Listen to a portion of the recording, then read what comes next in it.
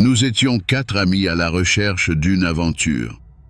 Nous avions entendu parler de cette forêt isolée, loin de tout, avec ses terrains escarpés et son absence totale de signal de téléphone. C'était exactement ce que nous cherchions, une évasion de la routine, un endroit où personne ne pourrait nous joindre. La première nuit, nous avons monté nos tentes près d'une clairière, au cœur de la forêt. La nuit tombait lentement et l'obscurité enveloppait les arbres d'une manière presque apaisante. Assis autour du feu de camp, nous riions, racontant des histoires d'horreur que nous savions absurdes, mais qui prenaient soudain une tournure plus sinistre dans cet endroit reculé. La forêt était étrangement silencieuse, à peine troublée par le crépitement des flammes et le souffle du vent dans les feuilles. Nous étions loin de tout, seuls avec la nature, et cette solitude avait quelque chose de presque réconfortant, du moins au début. Plus tard, alors que le feu mourait doucement, je me suis allongé dans ma tente, bercé par les sons de la nuit. Je pouvais entendre les respirations régulières de mes amis dans leur tente. La tranquillité du lieu m'envahissait. C'était le calme avant la tempête, même si à ce moment-là, je ne le savais pas encore. Je me suis endormi en pensant que ce serait une aventure inoubliable, mais jamais je n'aurais imaginé à quel point. Le lendemain matin, en sortant de ma tente, j'ai immédiatement senti que quelque chose n'allait pas. L'air était lourd et une étrange tension flottait dans l'atmosphère. J'ai remarqué que la tente de Julien était vide. Au début, j'ai pensé qu'il était simplement parti se promener ou chercher du bois pour le feu. Mais après avoir fait le tour du campement et appelé son nom sans réponse, l'inquiétude a commencé à s'installer. Les autres se sont réveillés un à un et rapidement, le léger malaise s'est transformé en panique. Nous avons fouillé les environs, cherchant des traces, des indices sur l'endroit où Julien aurait pu aller. Mais il n'y avait rien. Aucune empreinte, aucun bruit, aucun signe de lutte. C'était comme s'il s'était évaporé dans l'air. L'idée que Julien ait pu se perdre était difficile à croire. Il était toujours celui qui avait le sens de l'orientation, celui sur qui nous comptions pour nous guider. Pourtant, plus nous cherchions, plus la forêt nous semblait étrangère, presque hostile. Le silence qui régnait, habituellement apaisant, devenait maintenant oppressant. Chaque craquement de branches ou bruissement de feuilles nous faisait sursauter. La forêt, qui la veille encore nous paraissait accueillante, semblait maintenant refermer ses griffes sur nous, comme si elle cachait un secret que nous n'étions pas censés découvrir. Alors que nous continuions à chercher Julien, nous sommes tombés sur une zone étrange, cachée au plus profond de la forêt. Les arbres autour de nous étaient différents, plus vieux, plus grands, et leurs troncs étaient marqués de symboles bizarres, gravés profondément dans l'écorce. Ces signes ne ressemblaient à rien de ce que j'avais vu auparavant, comme s'ils appartenaient à une époque ou une culture oubliée. L'atmosphère dans cette partie de la forêt était lourde, presque suffocante. Il y avait quelque chose d'inexplicable dans l'air, une présence invisible qui nous observait, silencieuse mais palpable. Chaque pas que nous faisions semblait résonner plus fort, comme si le sol lui-même retenait son souffle. Soudain, un murmure a traversé le silence. Ce n'était pas un bruit que l'on pouvait expliquer par le vent ou les animaux. C'était un chuchotement faible, presque imperceptible, mais suffisamment clair pour nous faire tous tressaillir. Nous nous sommes tournés vers la source du son, mais tout ce que nous avons vu, c'étaient les arbres, immobiles et sinistres.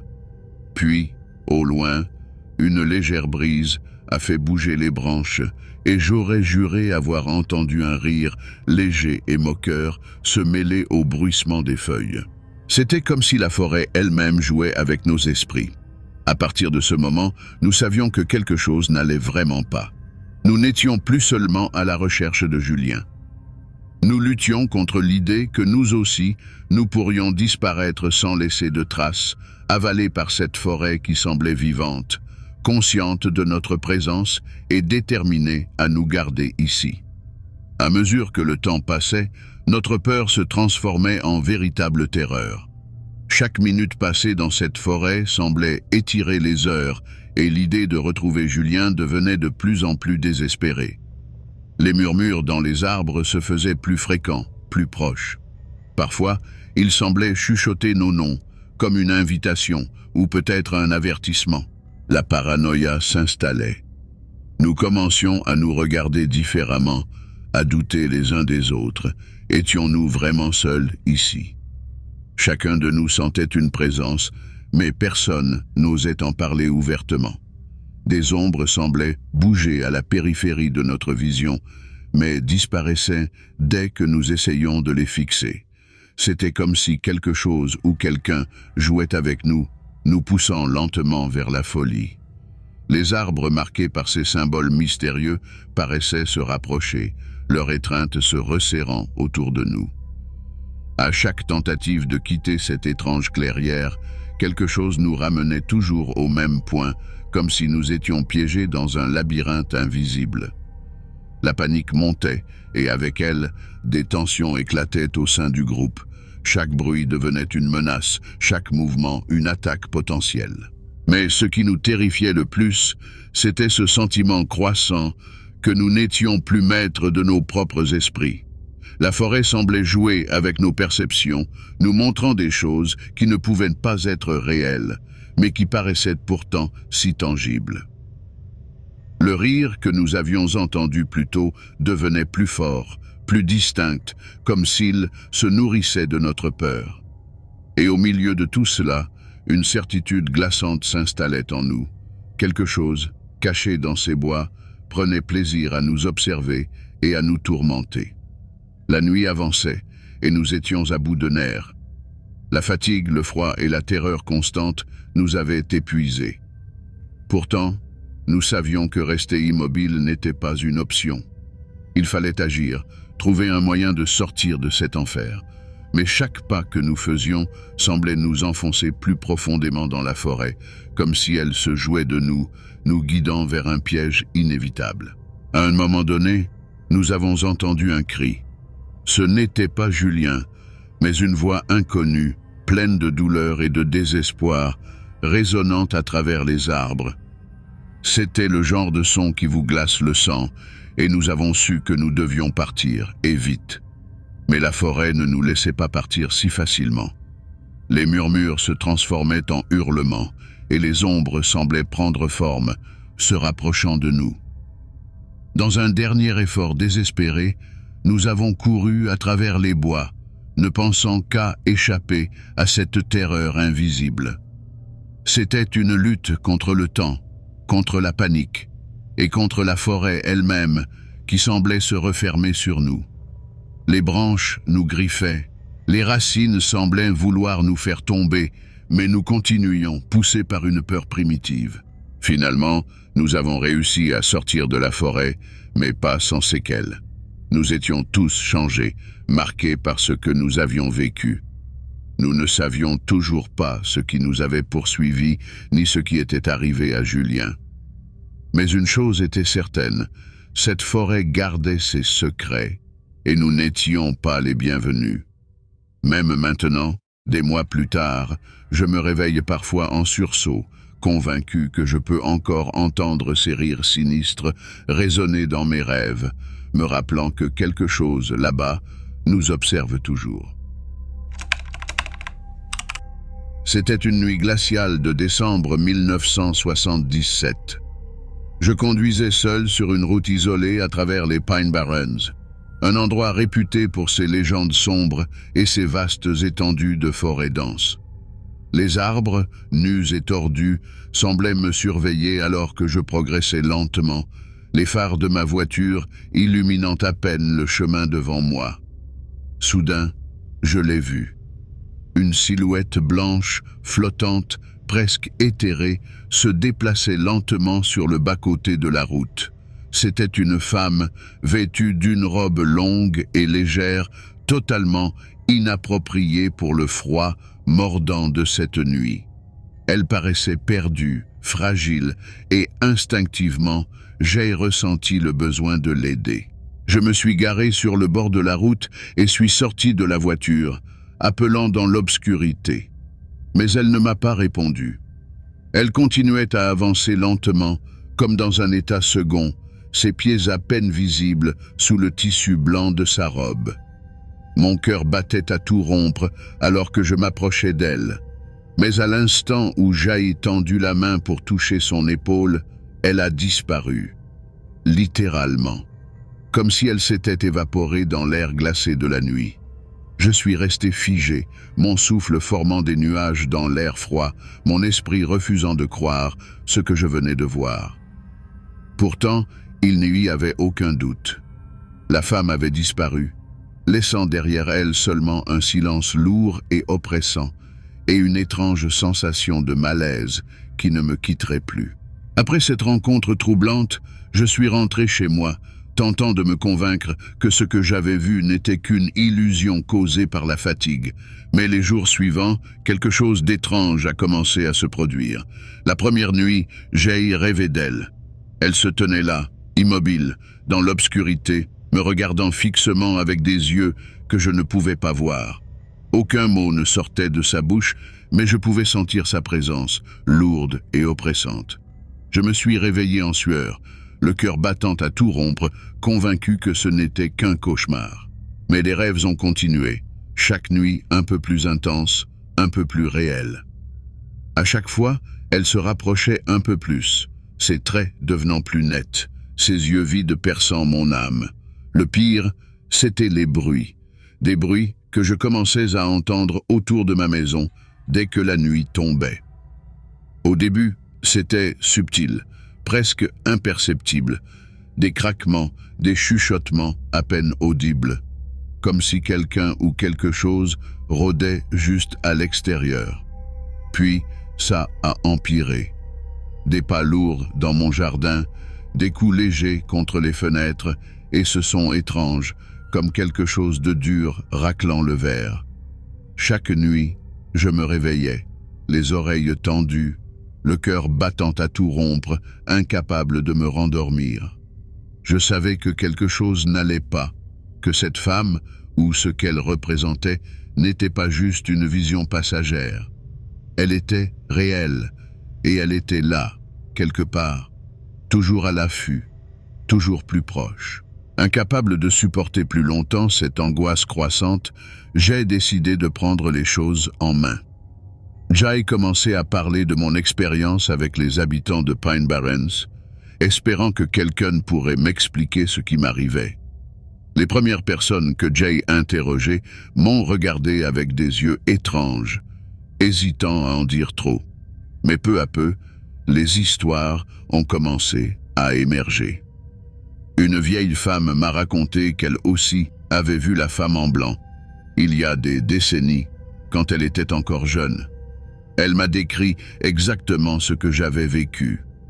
Cette apparition silencieuse, la disparition soudaine, et ensuite, les cauchemars. Elle m'a prévenu que cette femme n'était pas une simple vision, mais une sorte de présage. Ceux qui la voient, disait-elle, finissent par être maudits. J'ai découvert d'autres récits similaires, des gens qui avaient vu la femme en blanc et qui, peu de temps après, avaient été frappés par des tragédies inexplicables. Un homme avait perdu sa femme dans un accident de voiture étrange. Un autre avait vu sa maison brûler sans cause apparente. Chaque histoire se terminait de la même manière. Une perte soudaine, irréversible, comme si la femme en blanc marquait ses victimes d'un destin funeste. Les détails étaient toujours les mêmes. Elle apparaissait sur cette route solitaire, toujours vêtue de cette même robe blanche. Certains disaient qu'elle était l'esprit d'une femme morte tragiquement dans ces bois, cherchant à se venger ou à emporter d'autres avec elle. D'autres croyaient qu'elle était une entité bien plus ancienne, liée à la terre elle-même, une force maléfique à laquelle personne ne pouvait échapper. Quoi qu'il en soit, une chose était claire. Je n'étais pas seul, mais cela ne me rassurait en rien. Au contraire, la certitude que quelque chose de terrible m'attendait me terrifiait encore plus. L'angoisse était devenue une présence constante dans ma vie. Les cauchemars se faisaient de plus en plus intenses, et chaque bruit étrange dehors semblait me confirmer que la femme en blanc était toujours là, prête à frapper. La situation est devenue encore plus grave lorsque mon ami le plus proche, que j'avais récemment confié mon expérience, a eu un terrible accident de voiture. C'était un accident inexplicable, survenu sur une route que nous avions empruntée ensemble des semaines auparavant. L'impact avait été violent, et bien qu'il ait survécu, les médecins ne pouvaient expliquer les blessures étranges qu'il avait subies. Sa voiture avait semblé avoir été projetée hors de la route sans raison apparente. Ce fut le déclencheur ultime pour moi. J'étais convaincu que la femme en blanc, ou ce qu'elle représentait, était responsable de ce malheur. Je suis devenu obsédé par l'idée de mettre fin à cette malédiction. Chaque soir, je scrutais les alentours de ma maison, tentant d'identifier des signes de sa présence. Les bruits devenaient plus fréquents et plus perturbants. Les fenêtres vibraient légèrement, comme si quelqu'un était en train de les frapper de l'extérieur. Des ombres bougeaient furtivement dans mon jardin, et les murs de ma maison semblaient résonner d'un murmure incessant. Dans une tentative désespérée de briser le cycle, je suis retourné à l'endroit où je l'avais vu pour la première fois. C'était une nuit particulièrement sombre, et la route était déserte. Les arbres semblaient se tordre et se mouvoir, comme si la forêt elle-même était vivante et hostile. J'aille marcher jusqu'au bord de la forêt, appelant la femme de toutes mes forces, espérant qu'elle me donnerait une explication ou une fin à ce tourment. Mais ce que j'ai trouvé était encore plus terrifiant. Au lieu de réponse, j'ai senti une présence écrasante autour de moi. Des bruits de pas rapides et irréguliers résonnaient autour de moi, et les ombres semblaient se densifier, se rapprochant. Mon cœur battait à tout rompre alors que je cherchais désespérément à échapper à cette présence invisible, tout en étant pris dans un piège que je ne pouvais pas comprendre.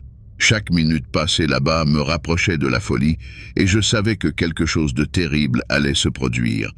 Mais avant que je puisse réagir, la forêt sembla se refermer sur moi, et je me suis retrouvé pris dans un cauchemar éveillé, conscient que chaque instant passé dans ces bois était un pas de plus vers l'inévitable. La situation est devenue insupportable. Les jours et les nuits se confondaient, et l'angoisse m'avait envahi jusqu'à la moelle. Le dernier soir, je savais que je ne pouvais plus rester dans ma maison. La présence me hantait, et je sentais que le pire était à venir. J'ai décidé de retourner une fois de plus sur la route où tout avait commencé, en espérant que je pourrais enfin trouver une explication, ou mieux encore, mettre fin à ce cauchemar. Je suis arrivé au bord de la forêt, là où j'avais vu la femme en blanc pour la première fois. L'air était lourd et chargé de présages sinistres. Les arbres se balançaient légèrement, comme s'ils chuchotaient des secrets inavouables. En avançant dans la forêt, je suis tombé sur les mêmes symboles que j'avais découverts auparavant, gravés dans les troncs des arbres. Ils semblaient briller d'une lueur étrange dans la faible lumière de ma lampe de poche. Mon cœur battait la chamade alors que je suivais le chemin tracé par ces signes inquiétants. Les bruits s'intensifiaient autour de moi. Des craquements, des chuchotements indistincts, et le souffle glacé de l'air semblait former une symphonie macabre. Soudain, je l'ai vue. La femme en blanc était là, juste devant moi, se tenant au milieu du chemin. Sa présence était à la fois captivante et terrifiante, et je pouvais sentir une force obscure émaner d'elle. J'ai tenté de l'approcher, de lui parler, mais elle est restée immobile, ses yeux vides fixés sur moi. Le sol sous mes pieds semblait se dérober, et je me suis senti aspirer dans un tourbillon de désespoir. Alors que je tentais de m'échapper, la forêt semblait se refermer sur moi. Les arbres se déplaçaient, créant un labyrinthe sans fin. Les ombres se déformaient, prenant des formes menaçantes qui semblaient me suivre. Jay courut sans direction, poussé par une peur viscérale, mais la femme en blanc était toujours là, me suivant silencieusement comme une ombre sinistre. Je suis finalement sorti de la forêt, haletant et en état de choc. Le froid nocturne m'a frappé avec une intensité nouvelle, comme si la forêt avait laissé une empreinte glaciale sur mon âme. Lorsque Jay regardait derrière moi, la forêt était redevenue calme et silencieuse, mais je savais que quelque chose avait changé en moi.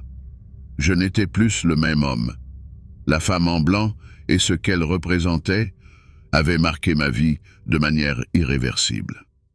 Je n'ai jamais pu expliquer exactement ce qui s'était passé cette nuit-là, mais je sais que la forêt de Pine Barrens gardera toujours ses secrets et que je ne serai jamais complètement libre de cette présence invisible qui continue à me hanter. Je me souviens encore du jour où j'ai décidé de visiter la tristement célèbre forêt de Hoia Baciu, en Roumanie. C'était en 2001, et à l'époque, j'étais fasciné par tout ce qui touchait au paranormal. J'avais entendu parler de cette forêt, de ses mystères, de ses disparitions et des phénomènes étranges qui y étaient rapportés depuis des décennies. Quand l'opportunité de la visiter s'est présentée, je n'ai pas pu résister. Nous étions un groupe de 6, tous avides d'aventures et de sensations fortes. Nous n'avions aucune idée de ce qui nous attendait, mais l'excitation était palpable. Certains d'entre nous plaisantaient même sur les histoires effrayantes qu'on racontait à propos de la forêt. Mais dès que nous avons mis le pied sur le sentier, une étrange sensation a commencé à s'installer en moi. C'était comme si l'air autour de nous était plus lourd, plus dense, et chaque pas que nous faisions semblait résonner plus fort que d'habitude.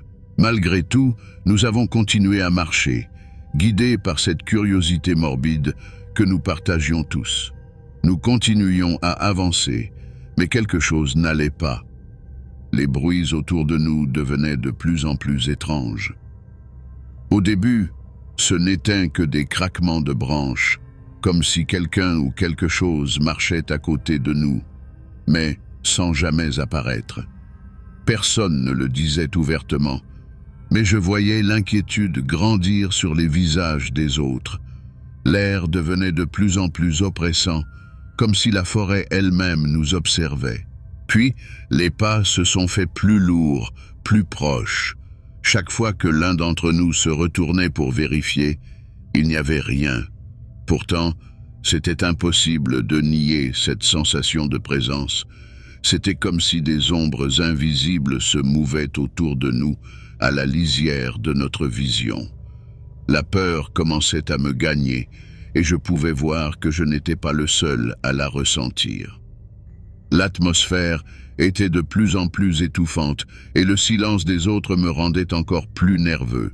Finalement, quelqu'un a proposé de faire une pause, de s'arrêter pour essayer de comprendre d'où venaient ces bruits. C'est à ce moment-là que nous avons vu la clairière à quelques mètres devant nous.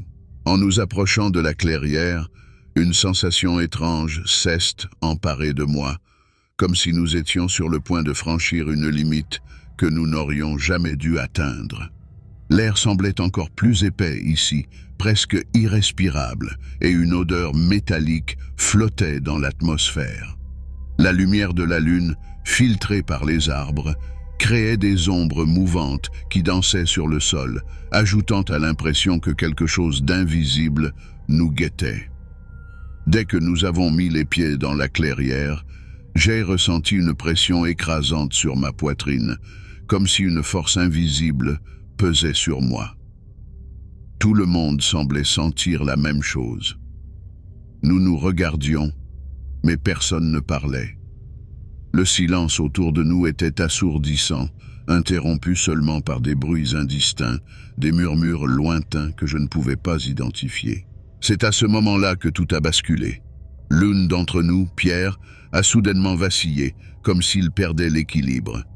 Il a essayé de se maintenir debout, mais en vain. Il s'est effondré au sol, inconscient. Puis, un autre est tombé, suivi d'un troisième. Leurs corps tombaient sans explication, comme si la forêt aspirait leur énergie, les plongeant dans une sorte de sommeil profond. La panique a commencé à se répandre parmi nous, et j'ai senti mes jambes faiblir à leur tour. Lorsque je me suis réveillé, j'étais de retour en ville, allongé dans ma chambre d'hôtel. Mon corps était lourd, engourdi, comme si j'avais couru un marathon sans m'en rendre compte. Les autres membres du groupe étaient là aussi, éparpillés dans la pièce, encore sous le choc. Personne ne parlait vraiment de ce qui s'était passé dans la clairière, comme si nous étions tous trop effrayés pour mettre des mots sur l'expérience. En me levant, j'ai ressenti une douleur étrange dans mes bras.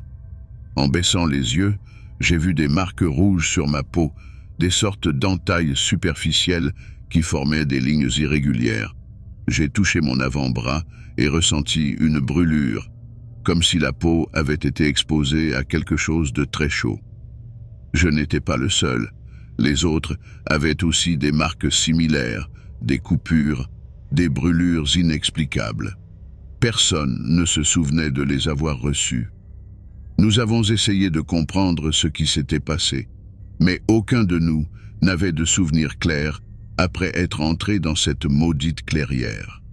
C'était comme si la forêt elle-même nous avait effacés, nous laissant uniquement ces marques comme souvenirs. Hello, João Pablo. You probably know who I am, but it's me, Bruce Dickinson, right from Worksop. Well, thanks for being a fan from Iron Maiden. We are grateful. But let me ask you something. Do you want to be the TRJ's padrino? De retour chez moi, j'ai tenté de reprendre une vie normale, mais cela m'était impossible.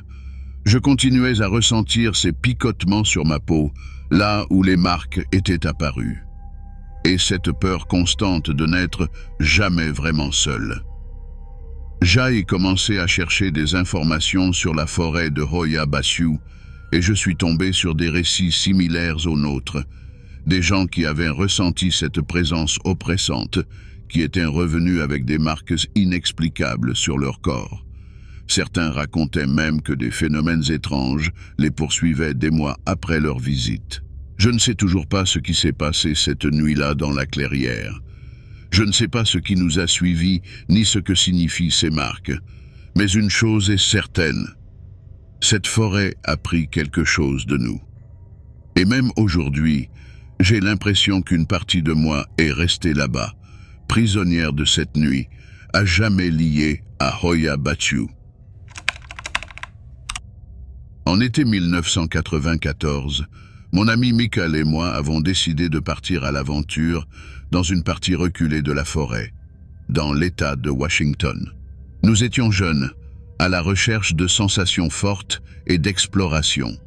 On avait entendu dire que cette zone n'était pas souvent visitée, et ça nous excitait encore plus. La journée avait bien commencé. Le soleil était haut, et nos rires résonnaient à travers les arbres. Plus nous avancions, plus la forêt devenait dense, et le silence autour de nous se faisait pesant, presque assourdissant. Ce qui avait commencé comme une simple randonnée se transformait peu à peu en quelque chose d'étrange. La sensation d'être coupé du monde grandissait à mesure que nous pénétrions plus profondément dans la végétation. C'était comme si la forêt elle-même nous avalait, nous isolant du reste de la réalité. J'ai commencé à sentir une légère tension, mais je ne voulais pas passer pour un lâche.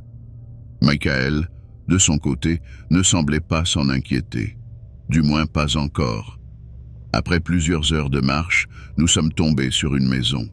Cachée au milieu des arbres, elle semblait surgir de nulle part. Son apparence était déroutante. Les murs étaient en bois, mais tellement vieux qu'ils semblaient sur le point de se fondrer. Les fenêtres étaient brisées et la végétation avait commencé à engloutir la structure, comme si la forêt elle-même voulait la faire disparaître. Quelque chose clochait avec cette maison, je pouvais le sentir au fond de moi. En nous approchant, un horrible parfum de chair en décomposition flottait dans l'air, rendant l'atmosphère presque irrespirable. Nous avons échangé un regard avec Michael, tous les deux mal à l'aise. C'est alors que nous avons remarqué des marques bizarres sur la porte et autour des fenêtres. Elles ressemblaient à des griffures, profondes et irrégulières, comme si quelque chose ou quelqu'un avait tenté de forcer l'entrée ou peut-être de sortir. Malgré la peur qui commençait à me gagner, la curiosité était plus forte. Malgré nos réticences, nous avons décidé d'entrer. L'intérieur de la maison était encore plus dérangeant que l'extérieur. Il n'y avait aucun meuble, pas de signe de vie récente. Juste des piles de vêtements, éparpillés sur le sol, comme si des gens les avaient laissés là précipitamment. Certains étaient usés et couverts de poussière, tandis que d'autres semblaient plus récents, mais tous dégageaient une sensation de malaise. En avançant prudemment dans la maison, nous avons découvert quelque chose de bien plus troublant. Accrochées au mur, il y avait des photos, des dizaines de photos de personnes différentes. Mais ce n'étaient pas des photos de famille ou des portraits. Elles montraient toutes des gens dans la forêt. Notre forêt. C'était comme si quelqu'un les avait suivis et photographiés à leur insu. Michael et moi, nous sommes figés en réalisant que ces personnes, tout comme nous, avaient un jour été dans cette même forêt. Une angoisse sourde, ceste, emparée de moi. C'était trop. Il fallait qu'on sorte de là immédiatement. Dès que nous avons quitté la maison, un sentiment d'urgence m'a envahi. En regardant autour de nous, j'ai réalisé que quelque chose n'allait pas. La forêt, qui semblait si familière en y entrant, avait changé. Les arbres avaient l'air d'avoir déplacé leurs racines, et la lumière du jour ne filtrait plus à travers les feuilles de la même manière. Les repères que nous avions pris pour nous orienter avaient disparu. La sentier sur lequel nous étions venus semblait s'être volatilisé. Nous avons commencé à marcher, mais chaque pas nous éloignait encore plus de la sortie. Le temps passait et l'angoisse s'intensifiait. La forêt était devenue un labyrinthe, les arbres se resserrant autour de nous, comme s'ils voulaient nous emprisonner. J'entendais le cœur de Michael battre à mes côtés, tout comme le mien. Nous avons essayé de rester calmes, de nous souvenir du chemin, mais tout semblait devenu flou. La lumière commençait à s'estomper et la terreur montait en nous. Je ne savais pas si nous étions perdus, mais je pouvais sentir qu'une présence pesante nous observait, attendant le bon moment pour frapper. Après des heures de marche, exténués et désorientés, nous avons enfin trouvé un chemin qui semblait familier. Mais en sortant de la forêt, une peur sourde s'est installée dans mon estomac. Nous avons décidé de retourner à la ville, espérant que tout cela n'était qu'un mauvais rêve. En arrivant, nous avons entendu des histoires qui ont glacé notre sang. Des disparitions inexpliquées dans cette même région avaient été rapportées au fil des ans, et beaucoup de ces histoires évoquaient une maison abandonnée, mais les détails variaient. Le malaise était palpable lorsque nous avons raconté notre aventure à des amis, mais ils ne nous ont pas cru. Pour eux, c'était juste une autre histoire d'adolescents en quête de frissons. Cependant, nous savions que ce que nous avions vécu était bien réel. Des marques étranges ont commencé à apparaître sur nos bras, des marques qui ressemblaient à des griffures, mais qui ne semblaient pas se cicatriser. Chaque fois que je fermais les yeux, je revoyais les visages des personnes sur les photos, leurs yeux me suivant dans l'obscurité. Les jours suivants, nous avons tenté d'oublier, mais la sensation d'être observé ne nous a jamais quittés. La forêt avait laissé une empreinte indélébile sur nos âmes. Je savais que nous avions eu de la chance de sortir de cet enfer, mais je ne pouvais m'empêcher de penser à ceux qui étaient restés là, perdu à jamais. Je m'appelle Hiroshi, et depuis des années, je me suis spécialisé dans la réalisation de documentaires sur des sujets sombres et controversés. Mais cette fois, j'ai décidé de m'attaquer à un projet qui me hante depuis longtemps, la forêt d'Aokigahara, connue sous le nom de forêt des suicides. C'est un endroit qui fascine et terrifie à la fois. Située au pied du mont Fuji, cette forêt dense est tristement célèbre pour le nombre de vies qui y ont été tragiquement écourtées. Des centaines de personnes y viennent chaque année, attirées par l'étrange tranquillité du lieu, pour y mettre fin à leur jour. Je n'ai jamais été superstitieux, et les légendes ne m'ont jamais effrayé. Mais l'idée que tant d'âmes tourmentées aient traversé ces arbres me laissait un malaise persistant. Mon but était simple: documenter la réalité de ce lieu, au-delà des mythes. Explorer ce qui attire les gens ici, et peut-être découvrir pourquoi cette forêt semble avaler ceux qui s'y aventurent pour ne jamais revenir. Je suis parti avec une petite équipe de 3 personnes. Nous étions équipés de tout le matériel nécessaire pour filmer plusieurs jours. Dès notre arrivée, un sentiment étrange m'a envahi. Ce n'était pas la beauté sauvage des lieux, ni même le silence absolu qui régnait. C'était autre chose. Quelque chose de pesant, comme si la forêt elle-même nous observait, nous jugeait. Mais ce n'était que le début. Nous sommes arrivés à Aokigahara au début de l'après-midi. L'air était lourd et les arbres formaient une canopée si dense que la lumière du soleil peinait à percer. Dès que nous avons posé le pied sur le sol de la forêt, j'ai senti quelque chose d'étrange. C'était plus qu'une simple atmosphère pesante. C'était une sensation presque physique, comme si la forêt avait son propre souffle, comme si elle était vivante. Nous avons commencé à installer notre matériel non loin d'un des chemins principaux. La forêt semblait curieusement silencieuse, aucun bruit d'oiseaux, ni même le vent dans les feuilles. Tout était figé. À un moment donné, notre caméraman a fait remarquer que sa boussole tournait sans arrêt, incapable de se fixer sur une direction. Cela aurait pu être dû au gisement de fer réputé dans le sol de la forêt, mais ça ne restait pas moins déstabilisant. Peu après, nos caméras ont commencé à rencontrer des problèmes techniques.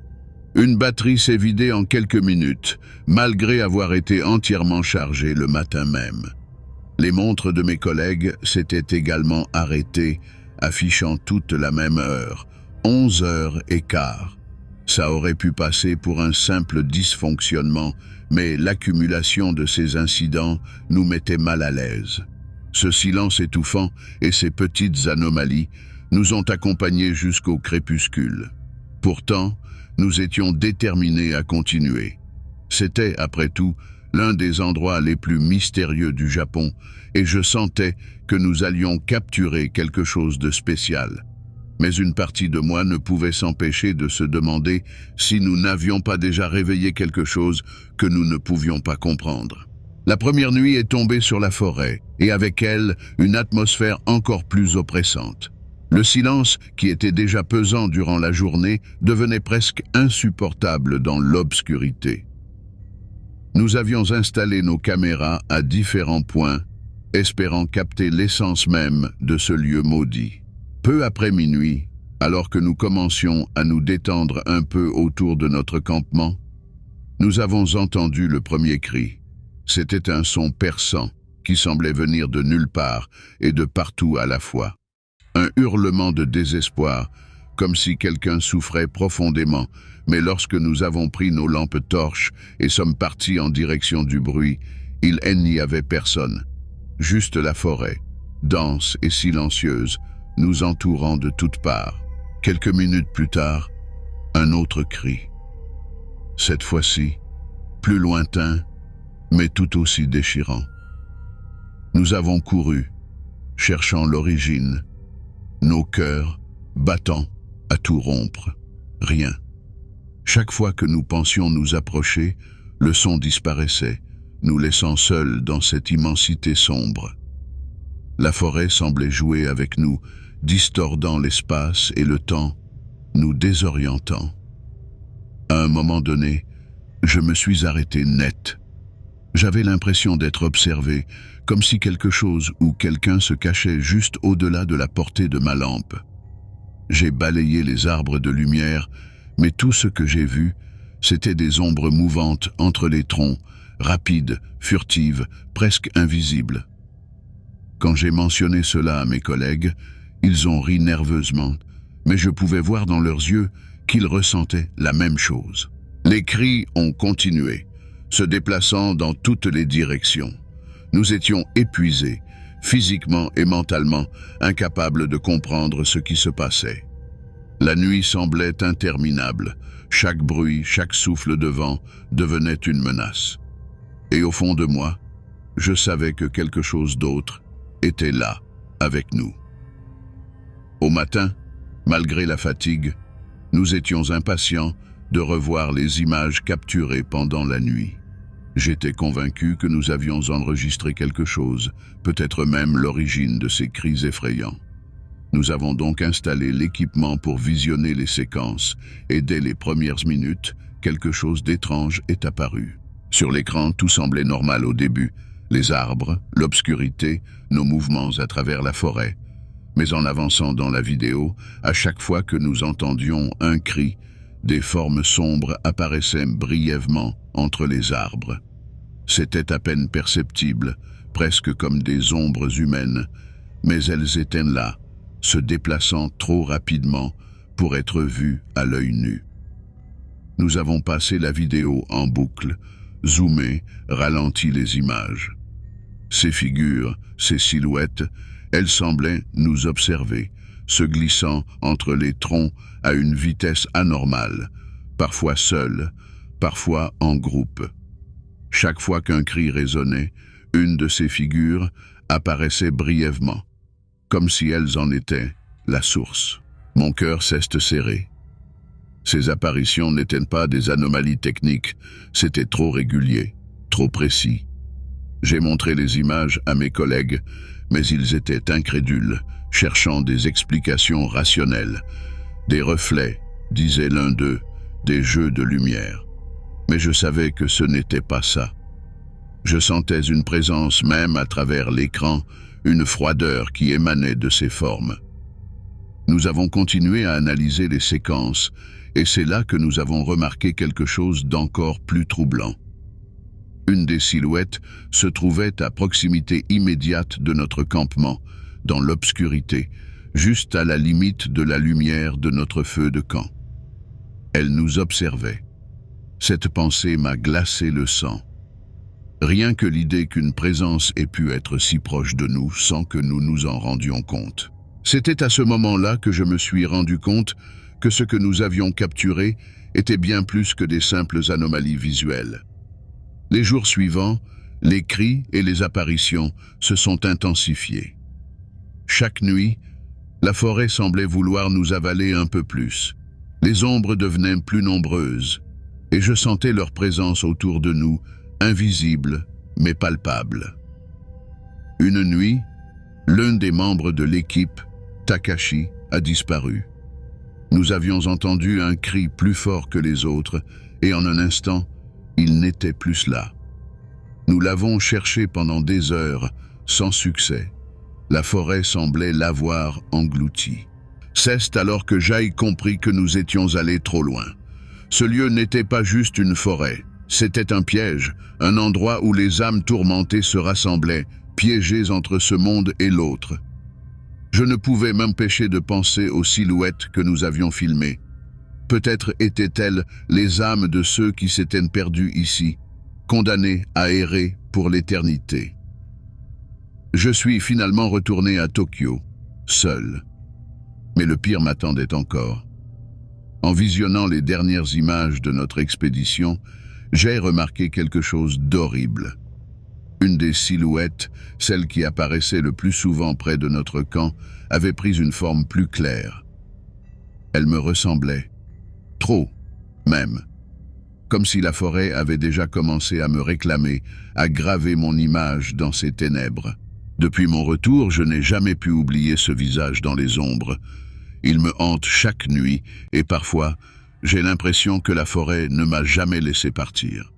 Qu'une partie de moi laissait rester là-bas, parmi les cris et les silhouettes sombres, à errer pour toujours. Nous étions en 1987, un groupe de scouts partant pour un week-end dans la forêt d'Epping, en Angleterre. L'air était frais, l'excitation palpable. Nous étions guidés par nos deux chefs, des hommes expérimentés qui connaissaient bien la région. Ils nous menèrent à un endroit isolé, loin des sentiers battus, où nous pouvions planter nos tentes et nous sentir vraiment coupés du monde. La journée se déroula sans accroc. Nous avons monté notre campement, allumé un feu et ramassé du bois mort dans les environs. Les oiseaux chantaient, et le murmure du vent dans les arbres créait une ambiance paisible. À ce moment-là, il était difficile d'imaginer que quelque chose puisse mal tourner. Le soir approchait doucement, et la forêt, malgré son calme apparent, commençait à me paraître différente, presque vivante. Pourtant, nous étions loin de nous douter de ce que la nuit nous réservait. Dans l'après-midi, après avoir installé nos tentes et terminé les tâches du campement, quelques-uns d'entre nous ont décidé d'explorer les environs. Nous étions curieux de voir ce que cette forêt, si dense et ancienne, pouvait cacher. En nous enfonçant un peu plus loin, nous sommes tombés sur une clairière que nous n'avions pas remarquée auparavant. C'était étrange, comme si elle était dissimulée à la vue jusqu'à ce que nous la trouvions par hasard. Au centre de la clairière, il y avait un cercle de pierres anciennes, couvertes de mousse et de terre. Mais ce qui nous a le plus perturbés, c'était ce qu'il y avait autour. Des os étaient éparpillés ici et là, certains petits, d'autres plus grands, accompagnés de bougies éteintes, fondues jusqu'à la base. Un sentiment d'inquiétude a envahi le groupe, mais aucun de nous n'a voulu l'admettre sur le moment. Nous sommes restés quelques minutes à observer, silencieux, avant de finalement décider de retourner au camp. Sur le chemin du retour, l'atmosphère avait changé. Les arbres, qui semblaient accueillants plus tôt dans la journée, paraissaient désormais plus sombres, leurs ombres s'allongeant au fur et à mesure que le soleil descendait. La nuit est tombée rapidement, enveloppant la forêt d'une obscurité presque totale. Le feu de camp crépitait doucement, mais même sa lueur ne parvenait pas à apaiser la nervosité qui s'était installée parmi nous. Alors que nous commencions à nous endormir dans nos tentes, des bruits étranges ont commencé à résonner autour du camp. C'étaient d'abord des murmures, presque imperceptibles, comme un vent lointain, mais peu à peu, ils se sont transformés en chants. Des chants graves, rythmés, semblant venir de tous les côtés. Je me suis redressé dans ma tente, tendant l'oreille, cherchant à comprendre d'où venaient ces sons. C'est à ce moment-là que je les ai entendus. Des coups sourds, réguliers, comme des battements de tambour lointains. Les autres scouts se sont réveillés, inquiets. Certains chuchotaient, d'autres regardaient autour d'eux, mais personne n'osait sortir de sa tente. Soudain, un cri a éclaté. L'un des scouts, Mark, s'est mis à crier qu'il ne pouvait plus bouger.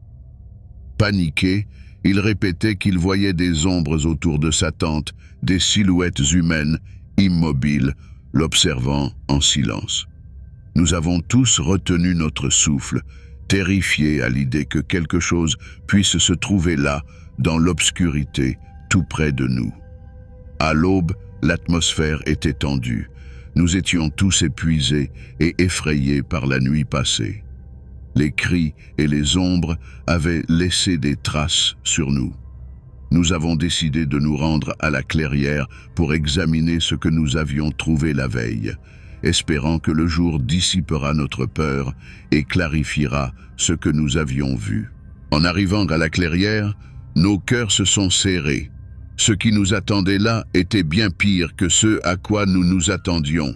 Le cercle de pierre était toujours en place, Mais il y avait maintenant de nouveaux os éparpillés autour. Ces os semblaient plus récents, encore couverts de terre, comme s'ils avaient été ajoutés pendant la nuit. Les bougies, autrefois éteintes, avaient été replacées autour du cercle, certaines allumées. Mais ce qui était encore plus inquiétant, c'étaient les symboles dessinés dans la terre. Des signes étranges, semblables à des runes, avaient été tracés avec ce qui ressemblait à de la cendre ou du sang. Ces marques semblaient être disposées dans un ordre précis, comme si elles faisaient partie d'un rituel. Nous étions paralysés par l'horreur en découvrant cela. C'était comme si quelque chose avait utilisé notre absence pour accomplir un acte sombre et mystique pendant que nous dormions. Les leaders ont essayé de nous rassurer, affirmant que c'était probablement un groupe de personnes ayant joué des tours, mais personne n'était dupe. Le lieu semblait imprégné d'une présence malveillante. Les nouvelles marques et les os frais étaient la preuve que quelque chose s'était déroulé pendant notre sommeil, et la terreur s'était emparée de nous. Nous avions besoin de partir, et vite. Alors que nous démontions le campement dans une précipitation désespérée, un malaise croissant s'emparait de nous tous. Les bruits étranges de la nuit avaient cessé, mais une inquiétante lourdeur planait dans l'air. Chaque craquement de branches sous nos pieds, chaque souffle du vent semblait amplifié, comme si la forêt elle-même nous observait. Nous nous hâtions pour quitter la forêt, les esprits encore hantés par ce que nous avions découvert. Les chants sinistres et les coups de tambour avaient laissé des traces indélébiles dans notre mémoire. Le chemin de retour semblait interminable, et le soleil, bien qu'il soit maintenant haut dans le ciel, ne parvenait pas à dissiper la peur qui nous enveloppait. En traversant les derniers mètres de la forêt, nous avons entendu un dernier bruit étrange, comme un murmure collectif, juste derrière nous. Nous avons tous accéléré le pas, nos cœurs battant à tout rompre. Quand nous avons enfin atteint la route principale, nous avons senti une vague de soulagement, mais aussi une étrange sensation de soulagement mêlée à une angoisse persistante. L'expérience nous a laissé une cicatrice profonde. À partir de ce jour, nous avons tous ressenti une peur irrationnelle en repensant à la forêt d'Epping. Ce qui s'était passé là-bas, au milieu de la nuit, et ce que nous avions découvert dans la clairière étaient devenus des souvenirs cauchemardesques que nous ne pouvions pas oublier. La forêt semblait nous avoir laissé une marque invisible, comme si elle avait voulu que nous sachions qu'elle n'était jamais vraiment vide. Si tu es arrivé jusqu'ici et que tu n'es pas encore abonné à la chaîne, abonne-toi maintenant pour ne rater aucune de nos histoires à faire frémir. Et si tu as aimé celle-ci, n'oublie pas de laisser un like. Profite aussi pour regarder cette autre histoire qui va te couper le souffle.